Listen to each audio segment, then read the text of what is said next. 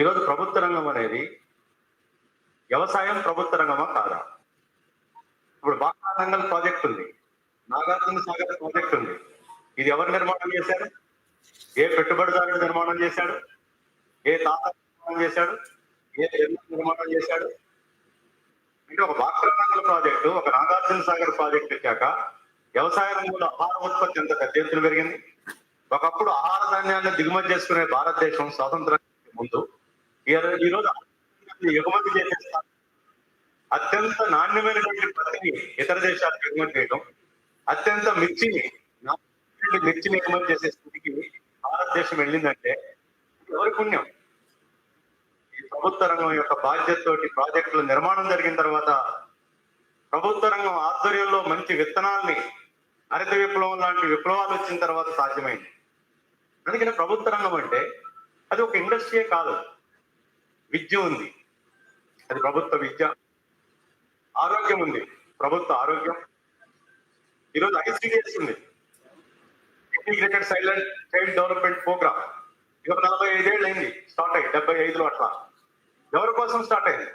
ఇప్పుడు ICDS ప్రైవేటీకరణ అవుతుంది, అంగన్వాడీలు ప్రైవేటీకరణ అవుతున్నాయంటే అందులో పనిచేస్తున్న ఒక 30 లక్షల మంది అంగన్వాడీ టీచర్లు, అలాగే హెల్పర్ల ఉద్యోగాలు పోతారు. వాళ్ళకి ప్రమాదం రావచ్చు, కానీ అసలు ఎవరికి ప్రమాదం? ఈ ICDS టీచర్ కోసం పెట్టారా? ఈ ICDS హెల్పర్ జీతం కోసం పెట్టారా? ICDS ని పెట్టింది ఎందుకోసం? మన భారతదేశం చాలా వెనకబడినటువంటి ఆర్థిక వ్యవస్థ. గ్రామీణ ప్రాంతాల్లో ఇంకా పోషకాలకు రాలేదు. ఒక సంవత్సరం పిల్లడు పుడితే మళ్ళీ పుట్టినరోజు జరుపుకోకుండానే లక్షల మంది సరిపోతున్నారు. అందుకని మాతా శిశుమరణాలను అరికట్టాలని ప్రసవం అనేటువంటిది ఇంటి దగ్గర జరగకూడదు, ప్రసవం అనేది దవాఖానాలో జరగాల. అలా దవాఖానాలో జరగాలంటే ఒక గర్భిణీ స్త్రీని హాస్పిటల్ దాకా మోటివేట్ చేసి తీసుకెళ్లాలని ఒక అంటే ఇది ఎవరి కోసం? అంటే ఒక దేశం యొక్క అభివృద్ధిని ఎలా కొలుస్తారు? ఒక దేశం యొక్క హ్యూమన్ ఇండెక్స్ ని ఎలా కొలుస్తారు? ఆ దేశం యొక్క ఆహారం, ఆ దేశం యొక్క ఆరోగ్యం, ఆ దేశంలో యొక్క వయో పరిమితి, అలాగే ప్రమాణం, వీటన్నిటిని పారామీటర్స్ గా తీసుకొని ఒక దేశం యొక్క అభివృద్ధిని డిజైన్ చేస్తారు. మరి ఈ స్థితిలో ICDS ఈ దేశంలో ఉన్నటువంటి లక్షలాది మంది తల్లుల కోసం, కోట్లాది మంది అట్టడుగు వర్గాల కోసం ఈ సంస్థ ఉంది. ఇవాళ మధ్యాహ్న భోజన పథకం ఉంది, అది ఎవరి కోసం ఉంది? గవర్నమెంట్ స్కూళ్లలో ఉంది. ఎవరి కోసం ఉంది? మన రాజ్యాంగం ఏం చెబుతుంది? అంటే ఒక ఇంట్లో ఒక పిల్లగాడు పుడితే, ఒక పిల్ల పుడితే, అది ఏ కుటుంబం అయినా కావచ్చు, ఏ కులమైనా కావచ్చు, అది రైతు కుటుంబం కావచ్చు, ఒక కార్మిక కుటుంబం కావచ్చు, ఒక పేద కుటుంబం కావచ్చు, బడిలో ఉండాల్సిన పిల్లగాడు బడిలో ఉండాల్సిన అమ్మాయి ఫ్యాక్టరీలో ఉండకూడదు. అందుకనే ఆ బడిలో ఉండాలి అని అంటే వాళ్ళకి ఆదాయం లేకపోయినా సరే వాళ్ళు బడిలో వచ్చి కూర్చొని పాటలు నేర్చుకోవాలంటే వాళ్ళకి అన్నం అనేది అందుబాటులో ఉంచాలి. అందుకోసం వచ్చింది మధ్యాహ్న భోజన పథకం. ఇది గవర్నమెంట్ ఆధ్వర్యంలో అమలవుతుంది. ఈ పథకం ప్రైవేటీకరణ జరిగితే అందులో పనిచేస్తున్న 30 లక్షల మంది కాదు, వాళ్ళకి 30 లక్షల మందికి పడిపోతాయి. కానీ 30 కోట్ల మంది పిల్లల యొక్క చదువు ఏం కావాలి? అందుకని ప్రభుత్వ రంగం యొక్క బాధ్యత అంటే అది మధ్యాహ్న భోజన పథకంలో చూడొచ్చు. ఇప్పుడు మనం చూస్తున్నాం ట్రాన్స్పోర్ట్, ఇవాళ రైల్వే చూస్తున్నాం, ఎలక్ట్రిసిటీ చూస్తున్నాం. ప్రభుత్వ రంగ పరిశ్రమలు, సెంట్రల్ పబ్లిక్ సెక్టార్ ఇండస్ట్రీస్ 246 ఉన్నాయి. ఈ అన్నిటినీ మనం పరిగణలో, ఇవన్నీ ప్రభుత్వ రంగంలో. మన రేషన్ కార్డు బియ్యం వస్తుంది, నిజమే, 2 రూపాయలకు బియ్యం వస్తుంది, 2 రూపాయలు. ఏ పద్ధతి ద్వారా వస్తుంది? డైరెక్ట్ గా ఇప్పుడు కొత్త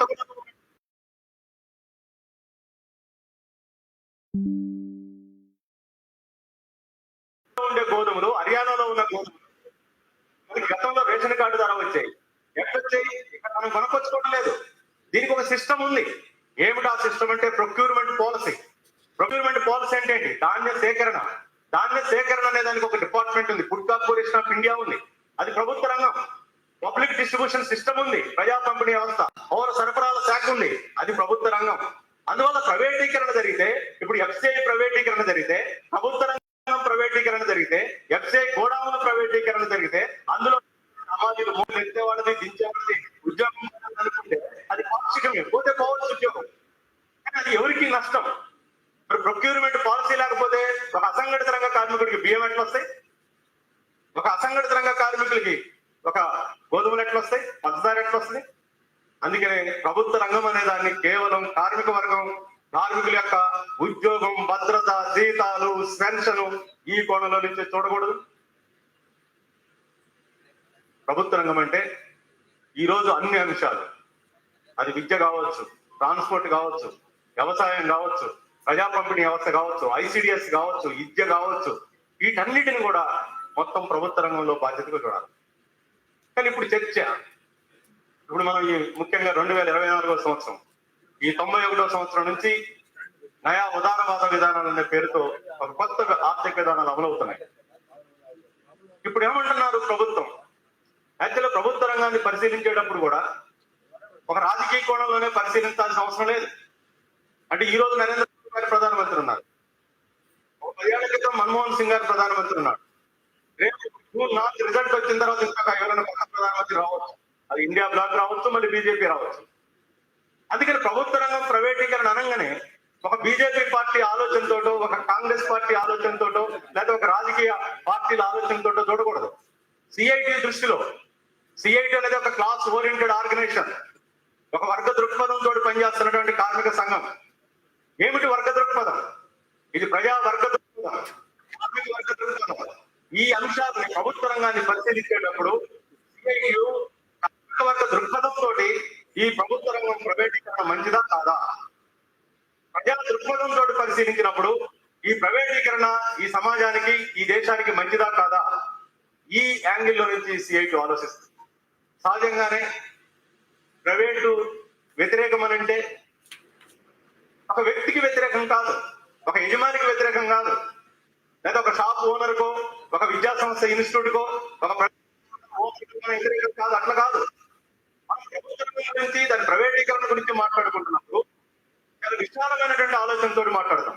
ఫర్ ఎగ్జాంపుల్, ఈరోజు కొత్తగూడెం ఉంది, ఇక్కడ నుంచి హైదరాబాద్ పోవాలి, ఇక్కడ ట్రైన్ ఉంది.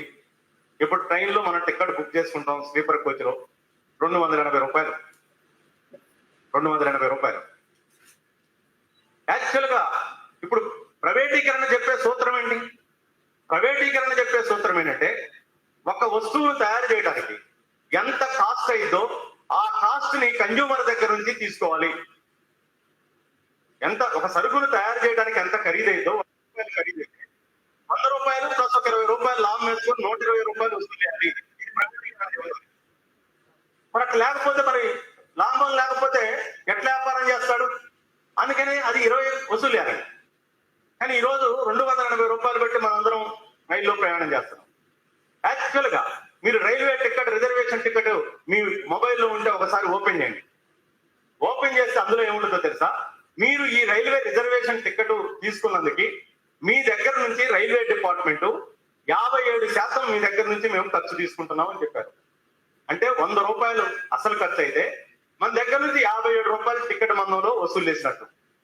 అంటే మరి 43 రూపాయలు ఎవరిచ్చారు?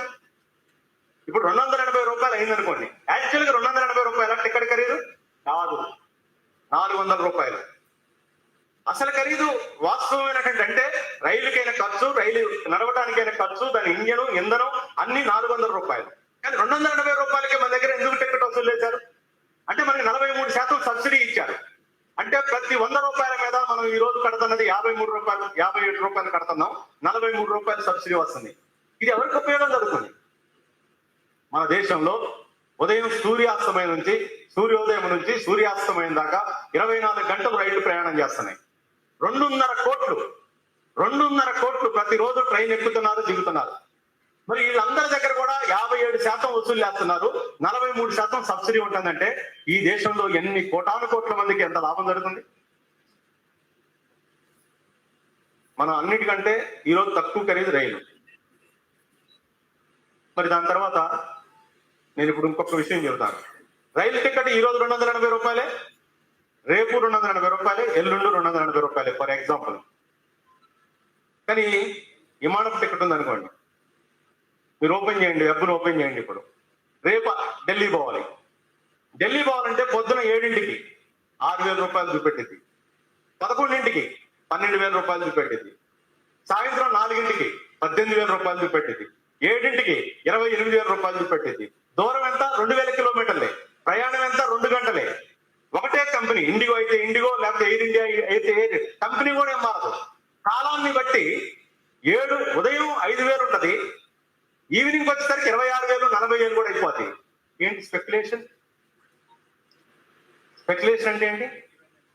అంటే ఏ టైంలో ఎవరు ప్రయాణం చేస్తారు దీన్ని బట్టి రేటు ఉండదు.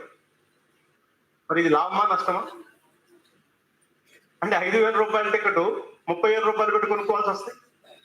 కానీ నీకు ట్రైన్, గోదావరి ట్రైన్ అయినా, కృష్ణ అయినా, చార్మినార్ అయినా, దూరాన్ని బట్టి అది ఒకటే 280 అంటే 280, 500 అంటే 500 దూరాన్ని బట్టి.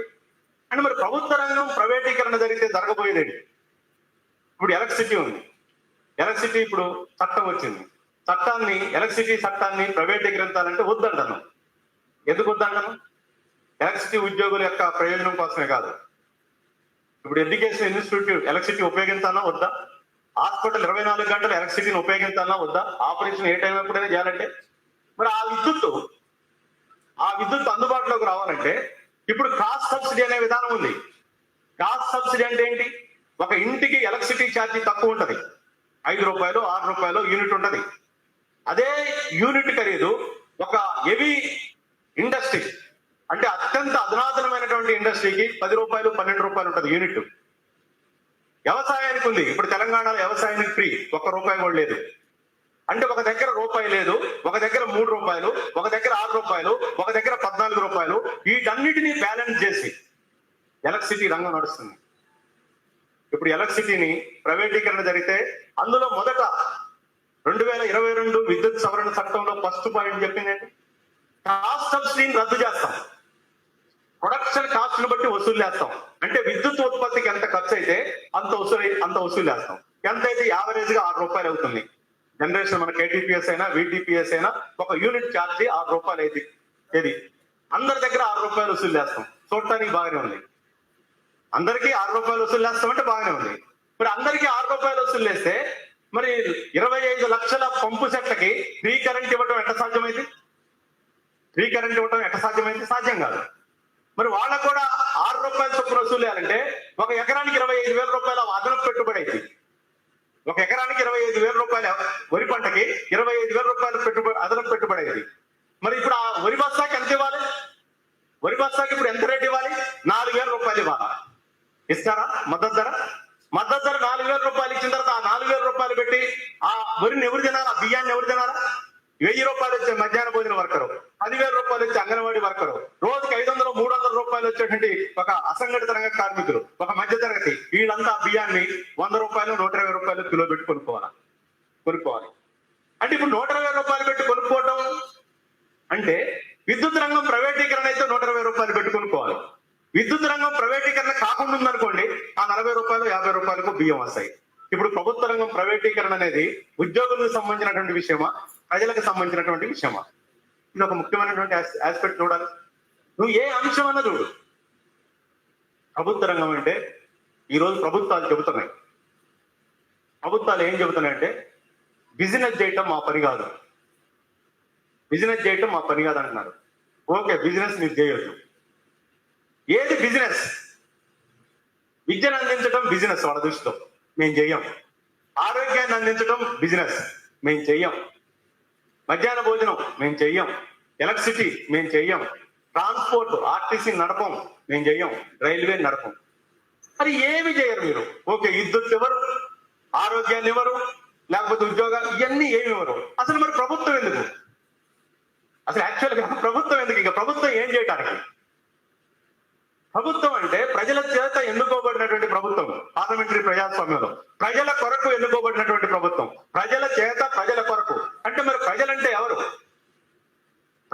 ఈ దేశంలో 140 కోట్ల మంది ప్రజలు. ఎవరి 140 కోట్ల మంది? రైతులు, వ్యవసాయ కార్మికులు, మధ్యతరగతి కార్మికులు, వ్యాపారులు, చిన్న వ్యాపారులు, విద్యార్థులు, వీళ్ళంతా ప్రజలు. అందుకని దేశం అంటే మట్టి కాదు, దేశం అంటే మనుషులు అన్నాడు మహాకవి గురజాడ. అందుకని ఏ ప్రభుత్వమైనా ప్రజల కోసం పనిచేయడం అంటే ప్రజల ఆహారం గురించి ఆలోచించాలా, ప్రజల చదువు గురించి ఆలోచించాలా, ప్రజల ఆరోగ్యం గురించి ఆలోచించాలా, విద్యుత్ శక్తి గురించి ఆలోచించాలా, వాళ్ళ ప్రజా రవాణా గురించి ఆలోచించాలా. ఇవన్నీ ఆలోచించకుండా ఇక ప్రభుత్వం గుడ్డిగుర్రం పళ్ళు తోమటానికి. అందుకని ఇవాళ నయా ఉదారవాద విధానాలు వచ్చాక ప్రభుత్వాలు ఒక సైద్ధాంతికమైన అంశాన్ని ముందుకు తీసుకొచ్చినాయి. ఏమిటంటే ఇవన్నీ మా పని కాదు, ఇవన్నీ మేము ఏం చేయం. ఏం చేయకుండా ఏం చట్టాలు వేస్తారు? ఇక మీరు ఏం చట్టం చేస్తారు? ఇక చట్టం చేయాలంటే ఏం చేయాలి? ఏం చట్టాలు చేయాలంటే కేవలం పరిపాలన చేయటం, అడ్మినిస్ట్రేషన్. అంటే అడ్మినిస్ట్రేషన్ ఎవరి కోసం? అందుకనే ఈ ప్రభుత్వం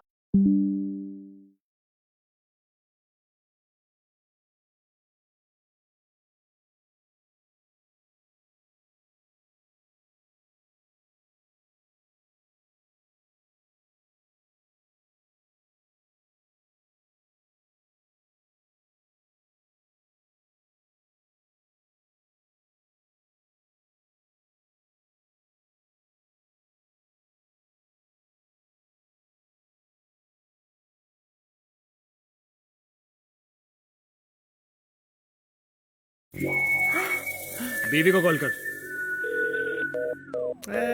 शॉपिंग पे गई होगी तो पप्पा को लगा। दोपहर है ना, सो रहे होंगे। बॉस को लगा वो तो काम खेलने गया होगा। कोई तो होगा जो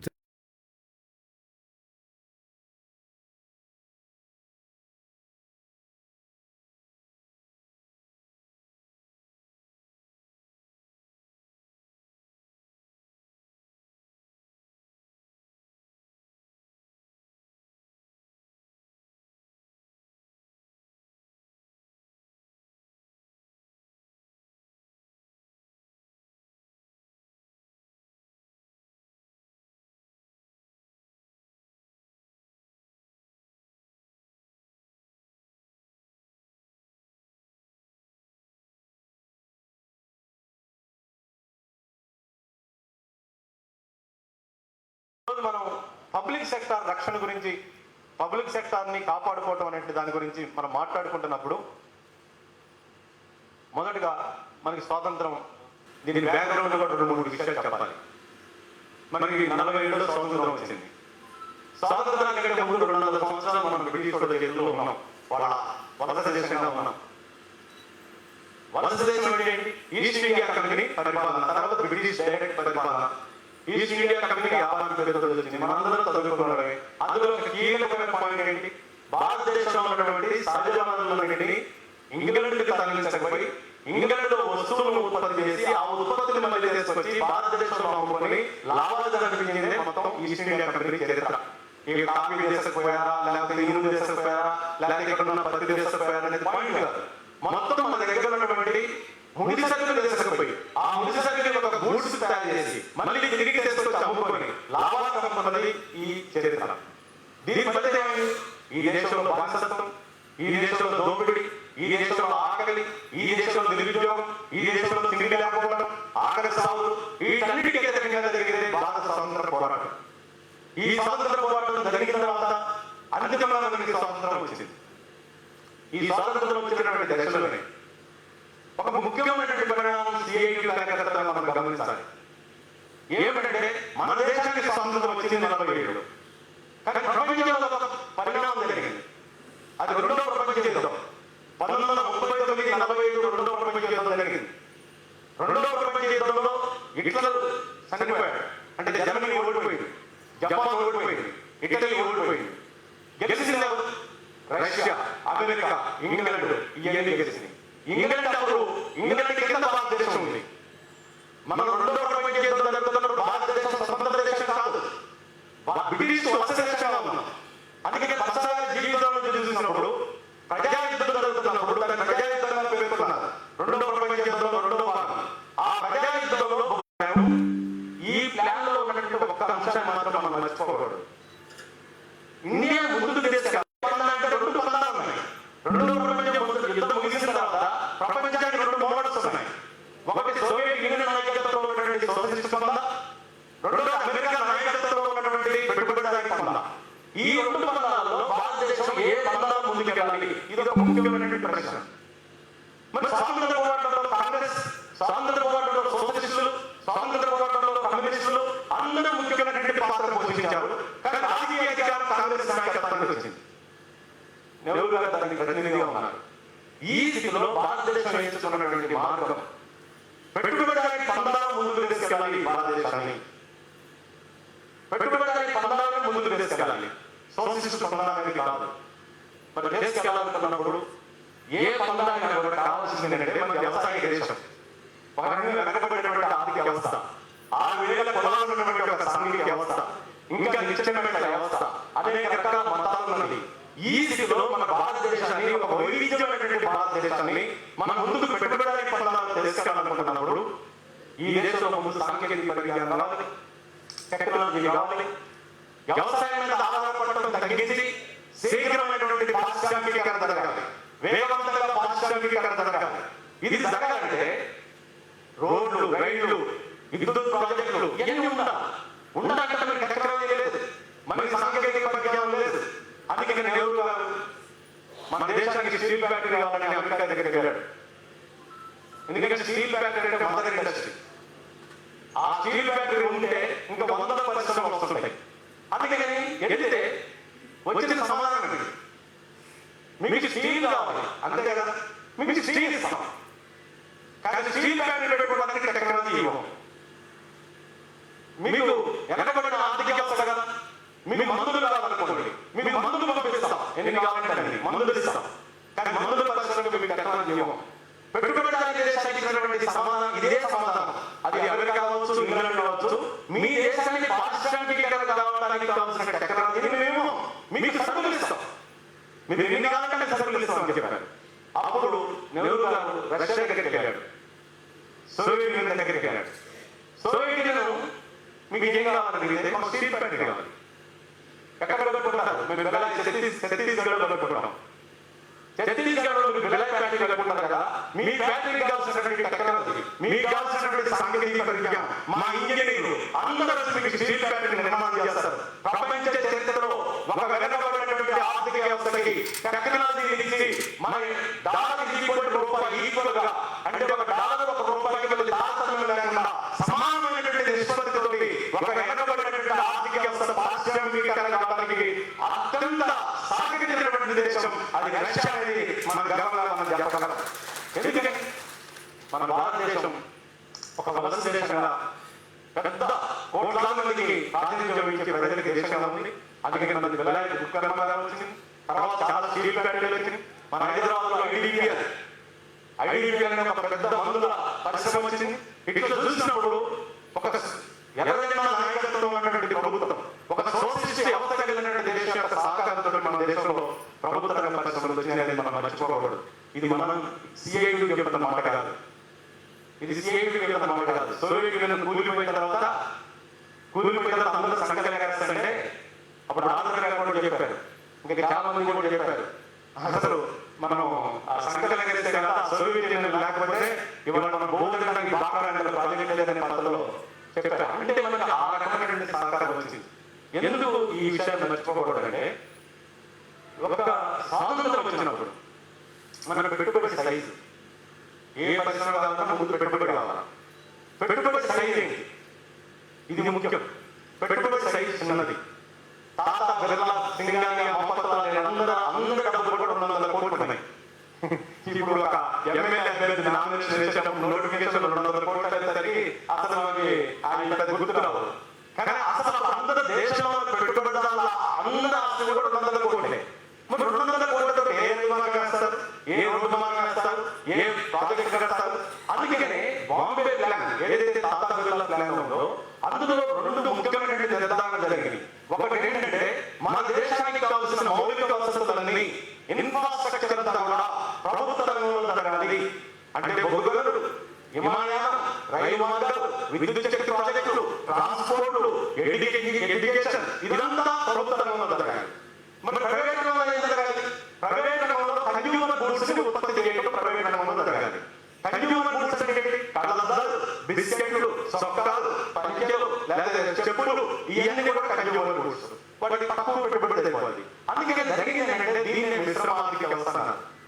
మనం భారతదేశంలో పెట్టుబడిదారీ ఆర్థిక వ్యవస్థ వెళ్ళలేదు, మేము సోషలిస్ట్ ఆర్థిక వ్యవస్థలో వెళ్ళలేదు, మేము మిశ్రమ ఆర్థిక వ్యవస్థ. అంటే మేము సోవియట్ యూనియన్ నుంచి కొన్ని తీసుకుంటున్నాం, అమెరికా నుంచి కొన్ని తీసుకుంటున్నాం. అందుకే మేము మిక్స్డ్ ఎకానమీలో ముందు పోతున్నామని నెహ్రూ గారు చెప్పారు. దాని తర్వాత మన కాన్స్టిట్యూషన్ కూడా సోవియట్ అనే పదం, సోషలిస్ట్ అనే పదం చేరింది. అంటే దీన్ని పంచవర్ష ప్రణాళికలు. పంచవర్ష ప్రణాళిక ఎక్కడి నుంచి వచ్చింది? అది సోవియట్ మోడల్. పంచవర్ష అంటే ఒక 5 సంవత్సరాలు దీనికి ప్రాధాన్యత ఇద్దాం, 5 సంవత్సరాలు దీనికి ప్రాధాన్యత ఇద్దాం అంటే ఒక గ్రాండ్ ఎకానమీని ముందుకు తీసుకెళ్ళడానికి జరిగినటువంటి పరిణామం 47 తర్వాత జరిగినటువంటి పరిణామాలు. ఈ స్థితిలో ప్రభుత్వానికి డబ్బు కావాలి కదా, ప్రభుత్వానికి డబ్బు కావాలి, టెక్నాలజీ వెళ్ళిపోవాలని డబ్బు కావాలి. డబ్బు ఎక్కడ ఉంటుంది? డబ్బు ఎక్కడ ఉంటుంది? ప్రజల దగ్గర ఉంటుంది. మరి ప్రజలు డబ్బులు ఎక్కడ ఉంచుకుంటారు? పొదుపు చేసుకుంటారు. ఎక్కడ ఉంచుకుంటారు? బ్యాంకులో ఉంచుకుంటారు, లేదా ఇన్సూరెన్స్ సంస్థలో ఉంచుకుంటారు, సిట్ ఫండ్లలో ఉంచుకుంటారు, అంతే కదా. ఇప్పుడు మన డబ్బంతా ఎక్కడో ఒక బ్యాంకులోనే ఉంది, ఒక ఇన్సూరెన్స్ లోనే ఉంది, ఒక సిట్ ఫండ్లోనే ఉంది, ఎక్కడో ఒక దగ్గర ఉంది.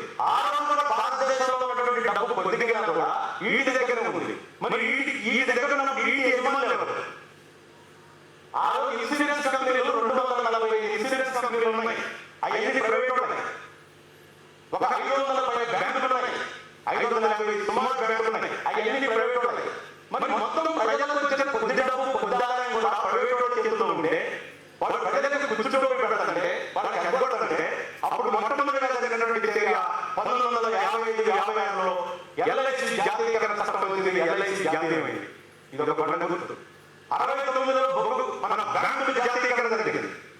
73లో బొగ్గు బిల్లుల జాతీయకరణ జరిగింది. ఇట్లా జపాన్ వస్తే మొత్తం జాతీయకరణ అంటే ప్రైవేట్ వ్యక్తుల చేతుల్లో ఉన్న ఇన్సూరెన్స్ అంతా కూడా ఎల్ఐసికి వచ్చేసింది. ఎల్ఐసి లైఫ్ ఇన్సూరెన్స్ కార్పొరేషన్ బ్యాంకులన్నీ వచ్చింది. ఇప్పుడు ప్రజల చేతుల్లోకి వచ్చింది, ప్రభుత్వం చేతుల్లోకి వచ్చింది.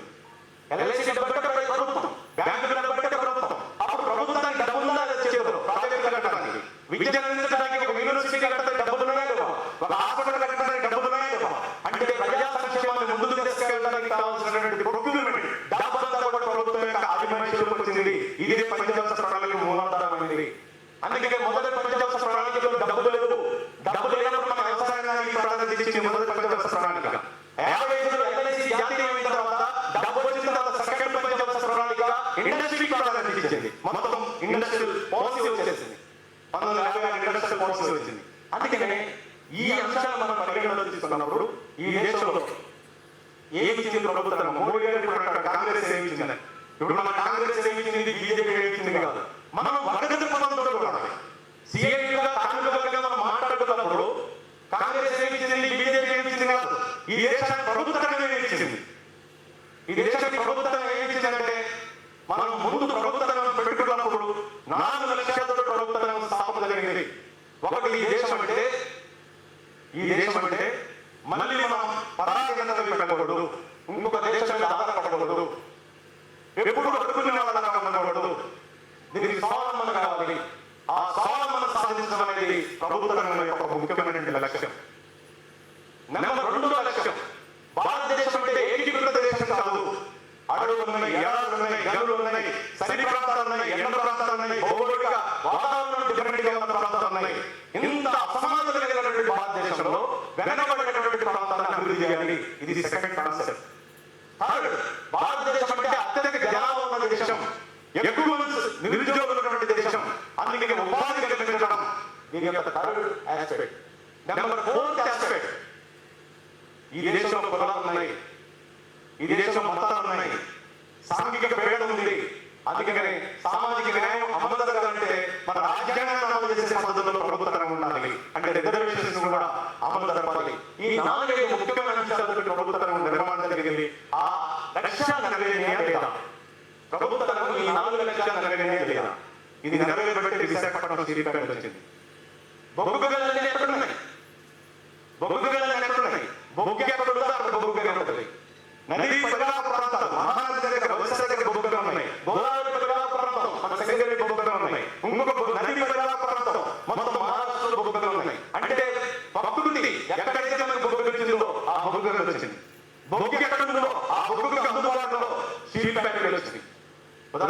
ఛత్తీస్గఢ్ చాలా వెనుకబడినటువంటి రాష్ట్రం, ఒడిశా చాలా వెనుకబడినటువంటి రాష్ట్రం, ఒడిశా ఉడిపిలో స్టీల్ ఫ్యాక్టరీ వచ్చింది.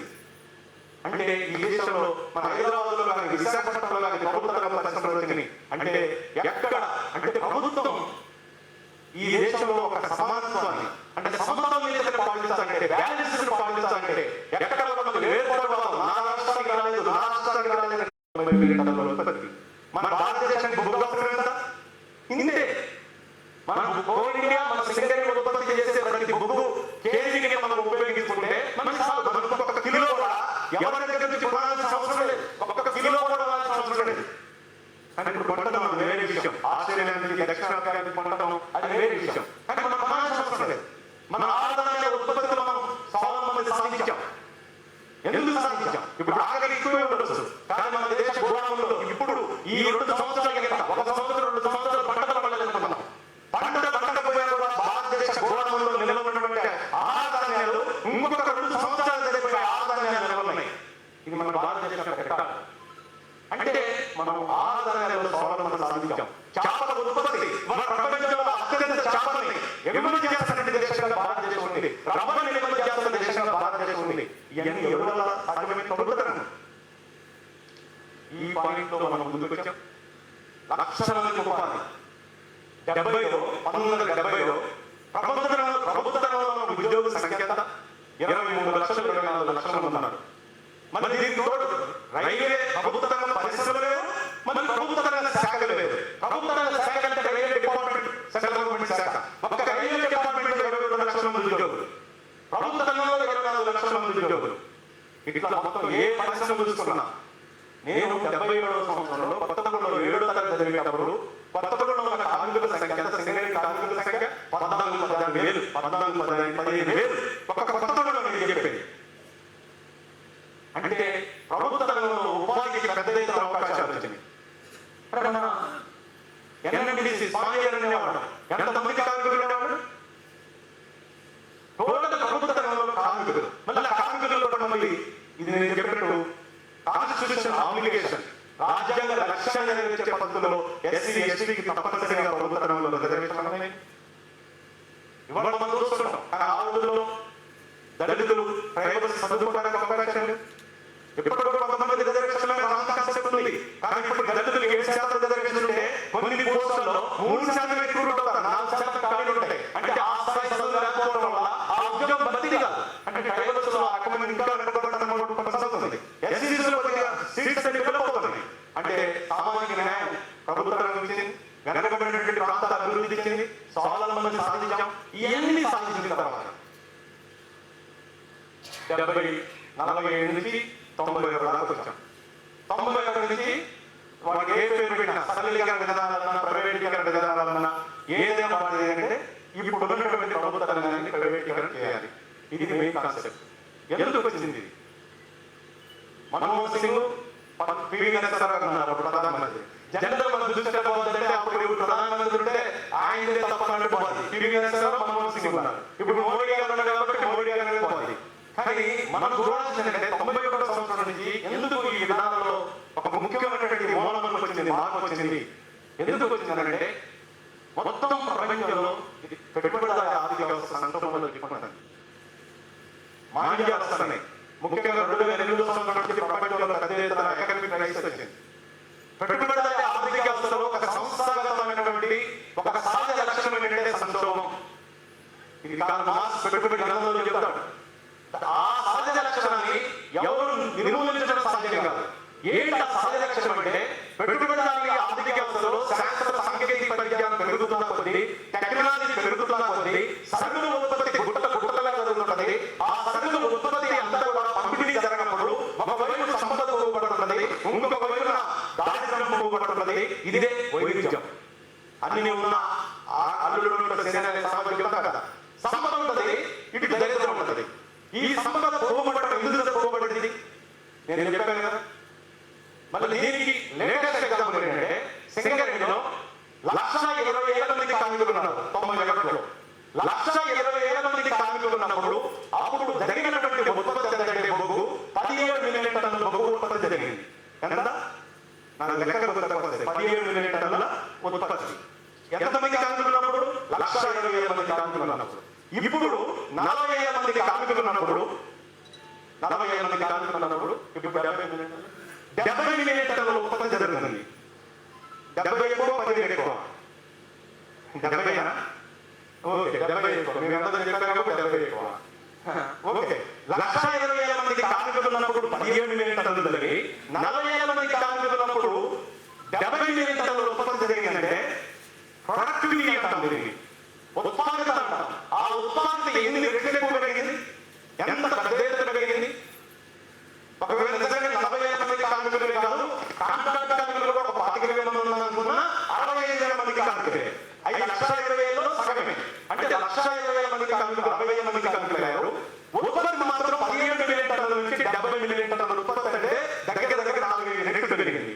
ఇది నేను ఒక సింగిల్ ఎగ్జాంపుల్ కాదు, మన ప్రపంచం యొక్క ఎగ్జాంపుల్, భారతదేశం యొక్క ఆర్థిక వ్యవస్థ ఎగ్జాంపుల్, పెట్టుబడిదారీ ఆర్థిక వ్యవస్థ యొక్క ఎగ్జాంపుల్ ఏంటంటే టెక్నాలజీ వల్ల, సాంకేతిక పరిజ్ఞానం వల్ల మానవుడి యొక్క శ్రమ కొన్ని రెట్లు ఉత్పాదకత పెరిగింది.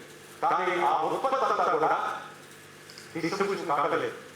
ఆ డిస్ట్రిబ్యూషన్ కాకపోవడం వల్లనే ఒకవైపు కార్మికుల సంఖ్య తగ్గుతుంది, టెక్నాలజీ వచ్చిన తర్వాత కార్మికుల సంఖ్య తగ్గుతుంది, ఉత్పాదకత పెరుగుతుంది.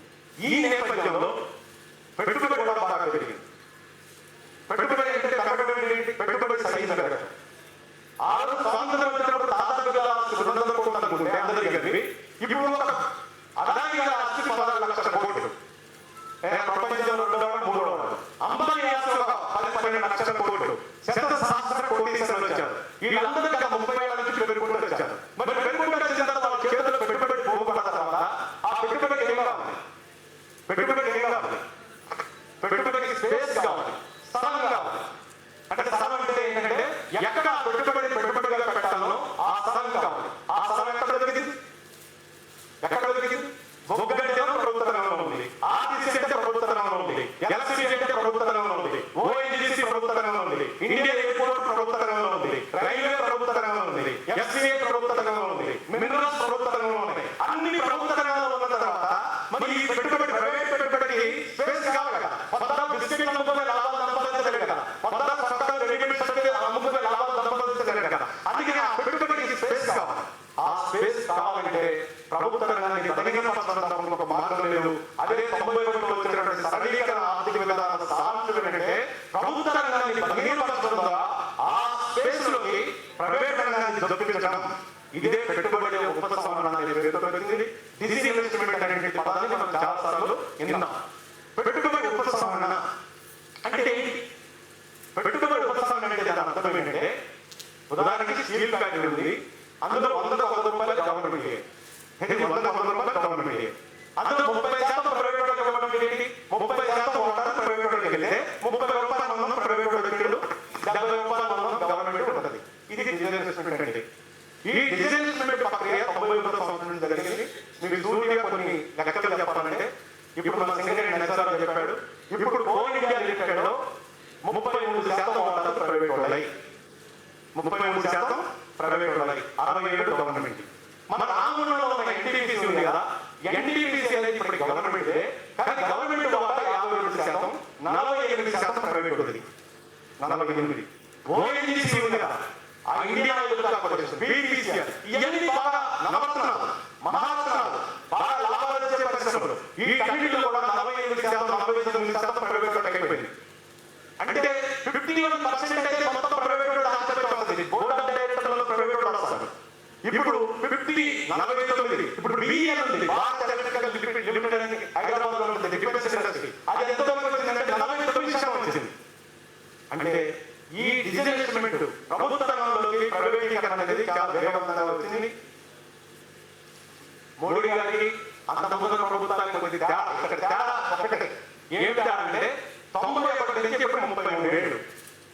ఈ 33 సంవత్సరాల్లో ఎంత ప్రభుత్వ రంగానికి ప్రైవేటీకరణ చేశారంటే, యాక్చువల్గా 10 లక్షల కోట్ల వాటాలు అమ్మాలనుకున్నారు. వాళ్ళ టార్గెట్ ప్రతి బడ్జెట్ లో 10 లక్షల కోట్లు అమ్మాలనుకున్నారు. కానీ ఇప్పటివరకు ఏంటంటే 5.5 లక్షల కోటాలు అమ్మారు. 5.5 లక్షల కోటాలు వాటాలు, సరే కోటాలు వస్తుంది, వాటాలు షేర్స్ అమ్మారు.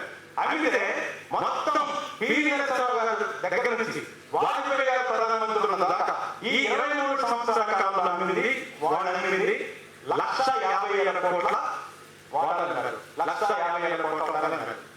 మోడీ గారి పీరియడ్ 2014 నుంచి 24. ఈ 10 సంవత్సరాల కాలంలో 4 లక్షల కోట్ల రూపాయల వాటాలు అన్నారు.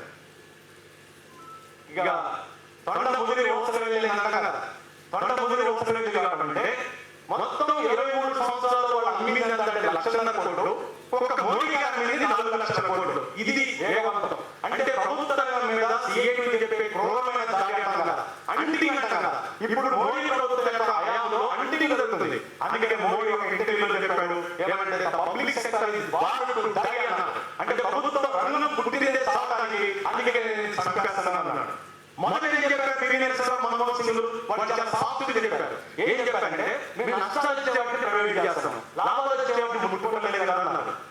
మేము నష్టాన్ని ప్రైవేటీకరణ చేస్తామన్నా అంటే ఐడియాలజికల్గా సిద్ధాంతపరంగా ప్రజలు నమ్మించాలంటే నష్టాలు వచ్చే అభివృద్ధి తప్పేంటనే వాదన వచ్చింది. ఇప్పుడు ఉదాహరణకు ఐటీ ప్రైవేటీకరణ అనుకోండి, ప్రైవేట్ చేస్తే తప్పే ఉంది, మంచి వేతనాలు వస్తాయి, ప్రపంచంలో మంచి ప్రైవేటీకరణ జరిగిన దగ్గర వేతనాలు వచ్చింది, అందుకే మన దగ్గర ప్రైవేటీకరణ యాక్సెప్ట్ చేద్దామని పద్ధతి ముందుకు వచ్చారు.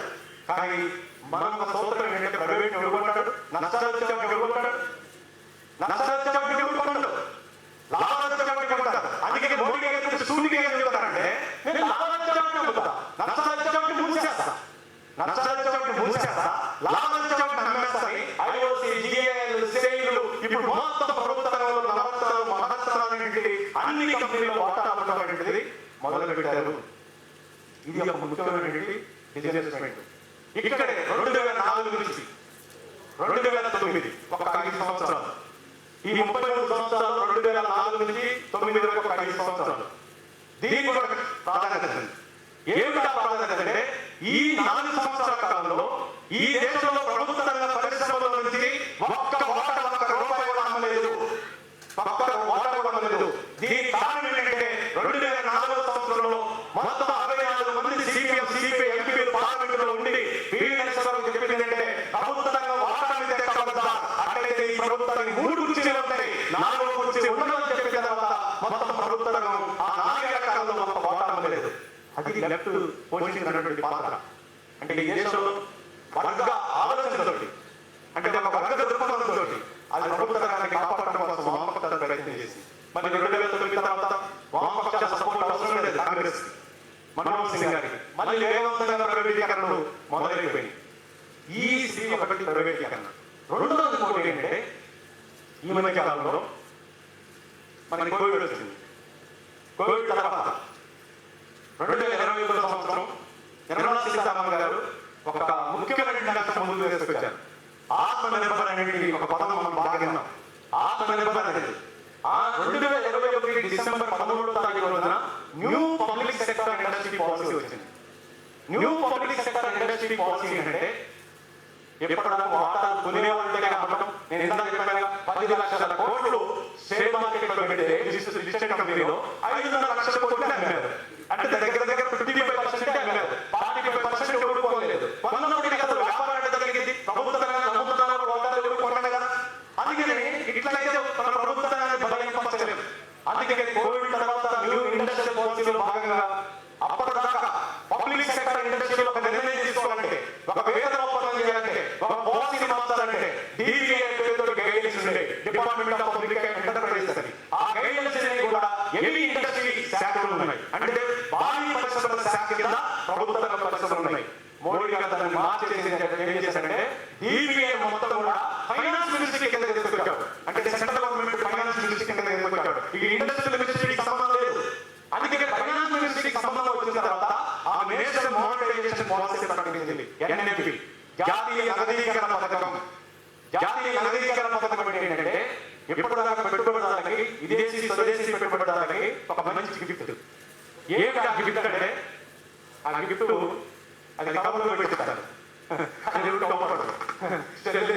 షేర్ మార్కెట్ అంటే అది కంప్యూటర్ అవ్వబడుతుంది. అంటే NTPC ఎవరు కొనాలనేది అవ్వబడుతుంది.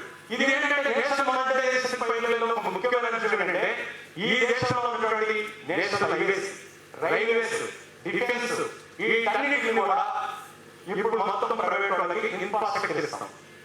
ఇన్ఫ్రాస్ట్రక్చర్ అంటే ఏంటి? ఇప్పుడు మన దేశంలో మొత్తం నేషనల్ హైవేస్ 1,00,000 కోట్ల కిలోమీటర్లు ఉన్నాయి. 1,00,000 కిలోమీటర్లు ఉంది. 1,00,000 కిలోమీటర్లు, 1,00,000 కోట్లు కదా, 1,00,000 కిలోమీటర్లు నేషనల్ హైవే ఉంది. ఈ 1,00,000 కిలోమీటర్లలో 25,000 కిలోమీటర్లు ప్రైవేట్ వాళ్ళకి ఇచ్చేస్తామని చెప్పారు. అంటే దాని మీద టోల్ ట్యాక్స్ అధికారం కానీ, దాని మీద రోడ్ ట్యాక్స్ అధికారం కానీ మొత్తం ఆ 25,000 కిలోమీటర్ల మీద ఒక అధికారం వస్తుంది. అట్లే మన దేశంలో ఈ విద్యుత్ ట్రాన్స్మిషన్ ఉంటుంది. జనరేషన్ నుంచి డిస్ట్రిబ్యూషన్ దాకా మొత్తం ట్రాన్స్మిషన్ ఉంటుంది. ఈ ట్రాన్స్మిషన్ ని సర్క్యూట్ లైసెన్స్ అనే పేరుతో కిలోమీటర్స్ పేరుతో పొందుతారు. దాంట్లో కొంత భాగానికి ప్రైవేటీకరణ. 400 రైల్వే స్టేషన్ ప్రైవేటీకరణ, 999 ప్యాసింజర్ రైలు ప్రైవేటీకరణ, అట్లే 300 బొగ్గుగనుల ప్రైవేటీకరణ, అట్లే మొత్తం ఒక 3 స్టేడియం, జవహర్లాల్ నెహ్రూ స్టేడియంతో సహా భారతదేశంలో 3 స్టేడియంలు ప్రైవేటీకరణ, 13 ఎయిర్పోర్ట్ ప్రైవేటీకరణ, అలాగే FCI గోడౌన్ల ప్రైవేటీకరణ.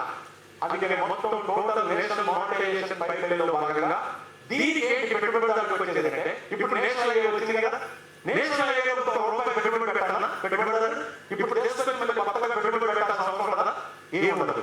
ఎయిర్పోర్ట్ ఉందనుకోండి, ఎయిర్పోర్ట్ ఆల్రెడీ కన్స్ట్రక్షన్. ఇప్పుడు ఉదాహరణకి కష్టపడి బాంబే ఎయిర్పోర్ట్ పెట్టారు, పెట్టారు, ఇప్పుడు అదాన్ని కొట్టేశాడు, మళ్ళీ అదనంగా రూపాయి పెట్టుబడి లేదు. అంటే ఇప్పుడు ఆల్రెడీ వడ్డించిన ఇసుకలాగా ఉన్నటువంటి మొత్తం ఇన్ఫ్రాస్ట్రక్చర్ అంతా కూడా ప్రైవేట్ కార్పొరేట్ దాదాపు చేసే చర్యలు ఈ నేషనల్ మానిటైజేషన్ పైన కొన్ని లక్షల కోట్ల రూపాయల ఆస్తులను మనకి ఇస్తున్నారు. ఇక వాళ్ళు డైరెక్ట్ గా ఆపరేట్ చేసి లాభాలు సంపాదించడం తప్ప ఇంకొక మాట లేదు. ఈ రూపంలో భారతదేశంలో ఉన్న సహజ వనరులు, బొగ్గు గనులు, అలాగే అడవులు, వీటన్నిటినీ ప్రైవేట్ అనేది చేస్తున్నారు. దీంట్లో భాగంగా నేను ఇంతకుముందు చెప్పాను, ప్రైవేటీకరణ, స్వచ్ఛంద సంస్థలకు ఇవ్వాలని, ఎలక్ట్రిసిటీ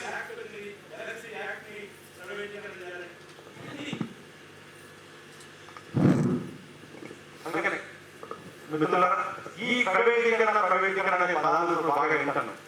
ఇది ఏం జరగబోతుంది? చివరికి ఏం జరగబోతుంది? ఇప్పుడు డిఫెన్స్ ప్రైవేటీకరణ ఇచ్చారు. డిఫెన్స్ అంటే ఏంటి? ముందు మన సార్వభౌమత్వాన్ని కాపాడుకోవడం, ముందు మన దేశం మనకు ఉండాలి. ఇప్పుడు మన సార్వభౌమత్వం ఎవరి చేతిలో ఉండాలని కోరుకుంటున్నాం చెప్పండి?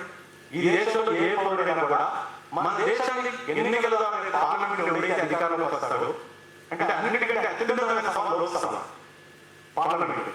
మన ప్రభుత్వం, కేంద్ర ప్రభుత్వం మన దేశాన్ని కాపాడాలా అనుకుంటున్నాం.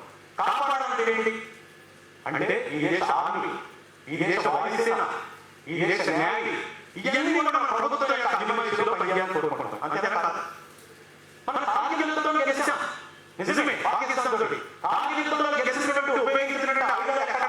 మన మెదక్ ఆర్డినెన్స్ ఫ్యాక్టరీలో మన కార్మికులు తయారు చేసినటువంటి ఆయుధాలతో మన కార్మికులు యుద్ధంలో గెలిచాం.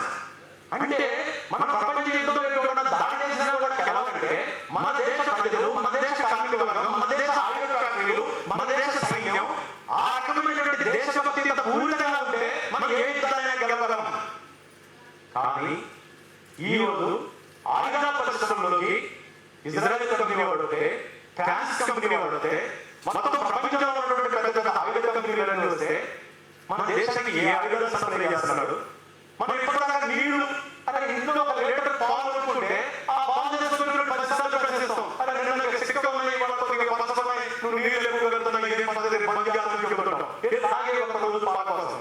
కానీ మన దేశ సార్వభౌమత్వాన్ని కాపాడే మన సైన్యంలో ప్రైవేట్ వచ్చిన తర్వాత వాడు లాభం కోసం ఆయుధాలు కూడా ఒక దశలో మన రిలయన్స్ తోటి మన ఉత్పత్తులు కూడా మన ఆయుధ, మన ఆర్మీ 245 సరుకులు తయారు చేస్తుంది. అంటే మన హెల్మెట్లు, మన కాళ్ళు, షూస్, సాక్సులు ఇవన్నీ కూడా తయారు చేస్తుంది. వాళ్ళు ఒకసారి సకాలంలో తయారు చేయాలి, యుద్ధాంశాలు సరిపోవాలి. సరిపోకపోతే రిలయన్స్ రద్దు చేయించేసి నువ్వు ఇట్లయితే కుదరదని చెప్పి మళ్ళీ గవర్నమెంట్, మళ్ళీ మన పబ్లిక్ సెక్టర్ ఆర్డినెన్స్ ఫ్యాక్టరీ 41 ఇస్తే వాళ్ళు మన 6 నెలల్లో కావాల్సిన సరుకులు ఉత్పత్తి చేశారు.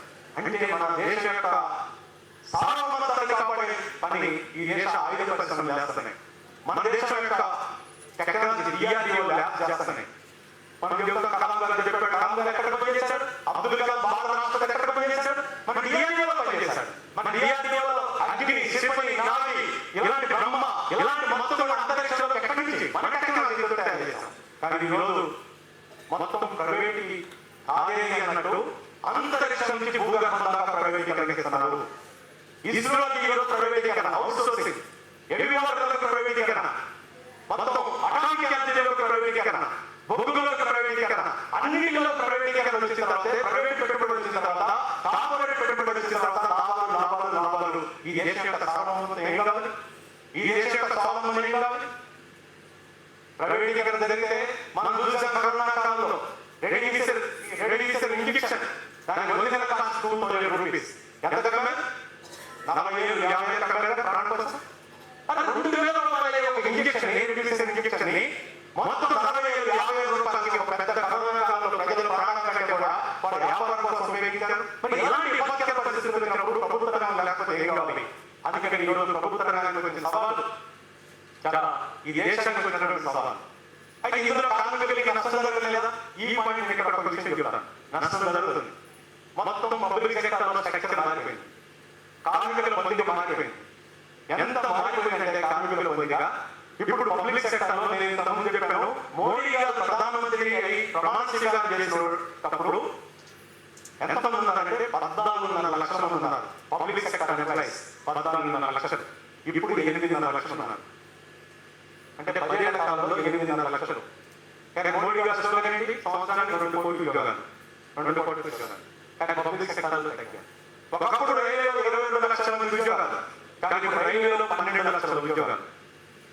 మొన్న పార్లమెంటరీ కమిటీలో లేటెస్ట్ పార్లమెంటరీ సమావేశాల్లో రైల్వే మినిస్టర్ చెప్పిన ఏంటో తెలుసా? రైల్వేలో 3,36,000 పోస్టులు ఖాళీ ఉన్నాయి గత 10 ఏళ్ల నుంచి. మన డిఫెన్స్ సెక్టర్ లో 3 లక్షల పోస్టులు ఖాళీ ఉన్నాయి. మన డిఫెన్స్ లో మొత్తం కేంద్ర ప్రభుత్వ సర్వీసులో 59 లక్షల పోస్టులు ఖాళీ ఉన్నాయి. 59 లక్షల పోస్టులు ఉన్నాయి. ఈ దేశంలో ఏ ఇంట్లో చూసినా ఇంజనీరింగ్, ఏ ఇంట్లో చూసినా డిప్లొమా, ఏ ఇంట్లో చూసినా పోస్ట్ గ్రాడ్యుయేషన్. అంటే మన భారతదేశం అంటే యువత. మనం చెప్పే కాదు, ఈ దేశంలో 25 సంవత్సరాల వయసు ఉంది. 25 సంవత్సరాల వయసున్నటువంటి పని చేయగలిగినటువంటి మొత్తం గ్రాడ్యుయేట్స్ దాదాపు 56% నిరుద్యోగులుగా ఉన్నారు. అంటే ఈ దేశ యువశక్తి అంతా నిర్వీర్యమైపోతుంది. యువశక్తి అంతా కూడా ఎన్నికలు వచ్చినప్పుడు డబ్బులు పంపడానికి, మందు పంచడానికి ఉపయోగపడే ఏజెంట్గా తయారవుతున్నారు తప్ప ఈ దేశ ఉత్పత్తి రంగంలో వాళ్ళ యొక్క శ్రమ వినియోగించే ఒక దౌర్భాగ్య స్థితి లేకపోయింది. అందుకని ఈ రోజు పబ్లిక్ పార్ట్స్ అంటే వర్క్ పార్ట్స్ పెట్టడానికి లెవెల్ తగ్గిపోతున్నాయి. కార్మికుల్ని అంటే పనిచేసే వయసులో ఆయన పని చేయించలేదు, ఉద్యోగాల్లో పెట్టలేదు. ఇంకొక మందికి వచ్చింది పర్మనెంట్. ఇప్పుడు రెండు కేటగిరీలు. మనకి ఒక ఉద్యోగం అంటే ఫిట్టరు, ఎలక్ట్రీషియన్ లేదా సూపర్వైజర్ ఇవన్నీ ఉంటాయి. కానీ ఇప్పుడు 2 కేటగిరీలు, ఆన్లైన్, ఆఫ్లైన్. ఏంటి ఆన్లైన్ అంటే? ఆన్లైన్ అంటే regular employee, regular officer online. మరి ఆఫ్లైన్ అంటే ఏంటి? Contract worker, daily rater, casual worker, outsourcing worker. ఈ పేర్లన్నీ ఆఫ్లైన్. మరి ఆఫ్లైన్ కి క్యాజువల్ ఏంటి? మరి క్యాజువల్ పర్మనెంట్ వర్కర్ కి భార్య పిల్లలు కుటుంబం ఉంటుంది. మరి కాంట్రాక్ట్ కార్మికులు ఎవరు ఉంటారు? మరి ఆయన భార్య పిల్లలు ఉంటారా? అక్కడ భార్య పిల్లలే, ఇక్కడ భార్య పిల్లలే. మరి ఒకే పరిశ్రమలో ఒకే పని చేస్తుంటారు. ఒకే పని చేస్తున్నటువంటి కార్మికుడికి ఇప్పుడు సింగరేణిలో మన నరసింహ గారు ఉన్నారు కదా, అంటే ఆయన రిటైర్ అయ్యాడు. ఇప్పుడు సింగరేణిలో ఉన్నటువంటి ఒక ఉద్యోగి, పర్మనెంట్ ఉద్యోగి యావరేజ్గా ₹1,00,000 జీతం. యావరేజ్గా ₹1,00,000 నేను యావరేజ్ చెప్తున్నాను. మనం ఏదైనా ఉత్తమం మాట్లాడింది మున్సిపల్ వర్కర్ ఎంత ఉందా ఉత్తమమైన జీతం? దుర్గమ్మ 14 సంవత్సరాల సర్వీస్, 25 ఏళ్ల సర్వీస్ ఉన్నటువంటి ఒక దుర్గమ్మ జీతం 14,000. ఇప్పుడు సింగరేణిలో కనుక ఎవరికైనా కొత్త ఉద్యోగం వచ్చిందనుకున్నాం, ఇప్పుడే బదిలీ వర్కర్గా రిక్రూట్ అయ్యారనుకున్నాం.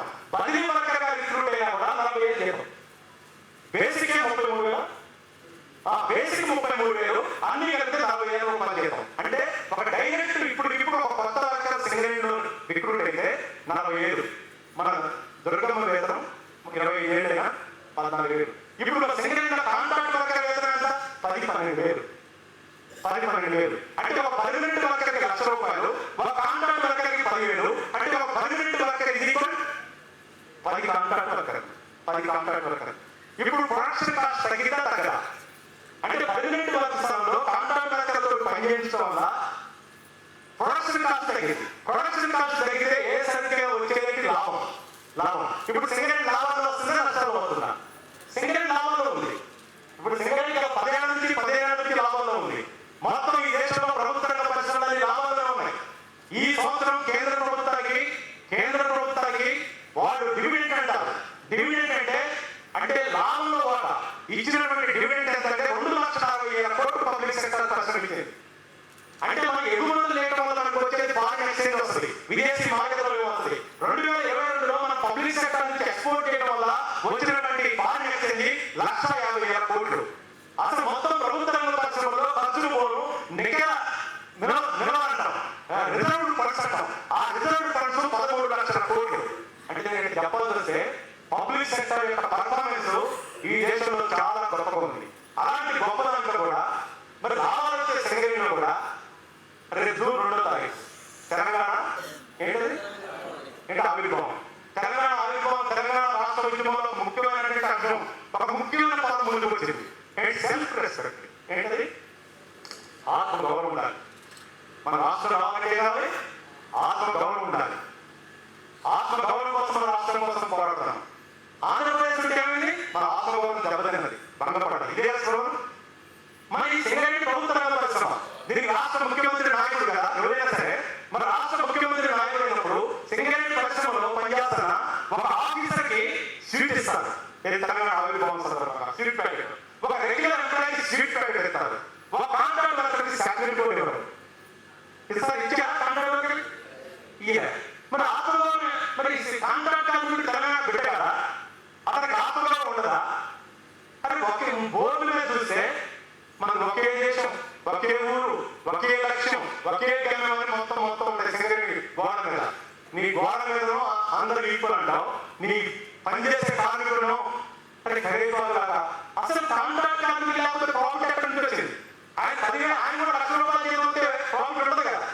నువ్వు ₹10,000 జైలు నుంచి లాభాలు సంపాదించి నేను ఒక సింగరేణి ఎందుకు చెప్తానంటే దేశంలో ఉన్న అన్ని ప్రభుత్వ రంగ పరిశ్రమలో ఇదే స్ట్రక్చర్ మారిపోయింది.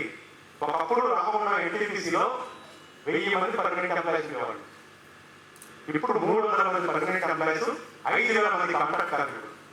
ఒకప్పుడు ప్రైవేట్ పరిశ్రమలో ఈ పరిస్థితి ఉండేది. మనం బీపీఎల్ ఉందనుకోండి, ఎప్పుడు కాంట్రాక్ట్ కార్మికులే. సిమెంట్ ఫ్యాక్టరీ ఉందనుకోండి, అక్కడ 10 మంది పర్మనెంట్ ఉంటారు, 90 మంది కాంట్రాక్ట్ కార్మికులు. వాళ్ళ దోపిడీకి అతుపోతున్నారు.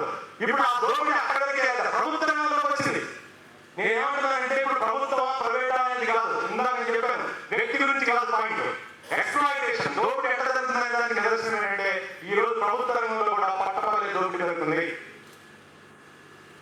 గతంలో 1,500 మెగావాట్లకు సంబంధించిన ఎన్టీపీసీని ఒక ఇన్స్టాల్ చేయాలంటే పరిశ్రమ, అందులో మినిమం 1,300-1,400 మంది రెగ్యులర్ ఎంప్లాయీస్ ఉండాలని స్టాఫింగ్ ప్యాటర్న్ ఉంది. అంటే ఒక 1000 మెగావాట్ల విద్యుత్ ప్రాజెక్ట్ కట్టాలంటే నువ్వు ముందు 1,500 మంది ఎంప్లాయీస్ రిక్రూట్ చేయాలి, స్టాఫింగ్ ప్యాటర్న్.